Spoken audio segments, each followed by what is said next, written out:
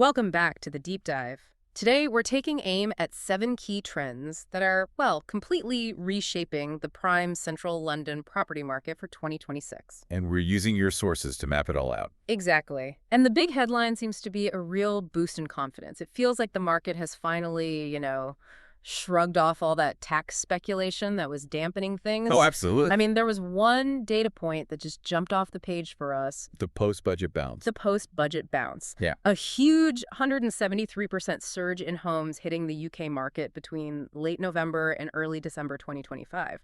That's compared to the year before. The momentum is definitely back. It is. And fundamentally, London's global appeal hasn't changed. You still got the connectivity, the culture, the amazing education. Sure. But what's really fueling this demand right now is that PCL pricing is a bit softer compared to the peaks of the last decade. Yeah. It makes it excellent value, really. For personal use and for investors. Exactly. So for you listening, we really need to focus on two major shifts. First, where are the ultra-high net worth buyers actually choosing to live now? And second, how is all the new regulation changing the game for investors? Okay, so let's unpack that sales market shift first. Super prime money always felt clustered in these, very specific enclaves. Mayfair, Knightsbridge. Right. But the sources show they're moving further afield. It's about balancing lifestyle with location now. And what's fascinating here is how these targeted high-end amenities are literally expanding the map.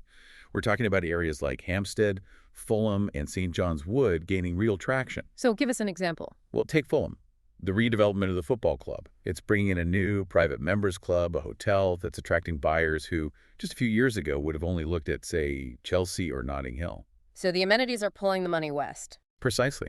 Or look at the new super prime developments, like the one at the St. John's Wood Barracks. They're offering integrated wellness centers, full concierge services. It lets buyers move geographically without, sacrificing any of that luxury. And that ties directly into this village lifestyle appeal we're seeing. It does. Even with people going back to the office, buyers still want neighborhoods with top schools, independent shops, green space. That strong sense of community is key. And that demand is holding firm across Notting Hill, Marylebone, Fulham, Barnes.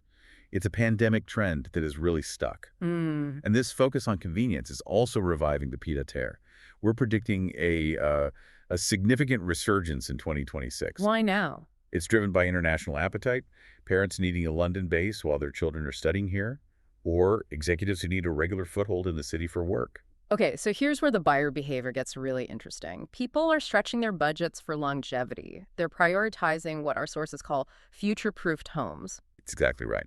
A future-proofed home just means it has flexible layouts, adaptable spaces, a home that can evolve as your family grows or your needs change. So a bigger place a bit further out rather than a smaller, more central one. That's the trade-off. It's a clear hedge against having to move again in 5 or 10 years. Okay, so buyers are moving, they're prioritizing function.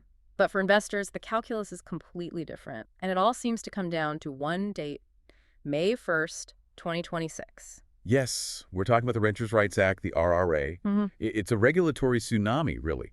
For you, the biggest practical change is that it fundamentally alters tenure security for tenants. Affecting rent reviews, notice periods, the works. All of it. And with that complexity, it's no surprise that demand for managed lettings is soaring. Well, of course. Agents add real value now, helping landlords navigate not just the RRA, but also that looming 2030 deadline for energy efficiency, getting to an EPC rating of C. And tenants get a certain comfort from that, too, knowing a property is professionally managed and compliant.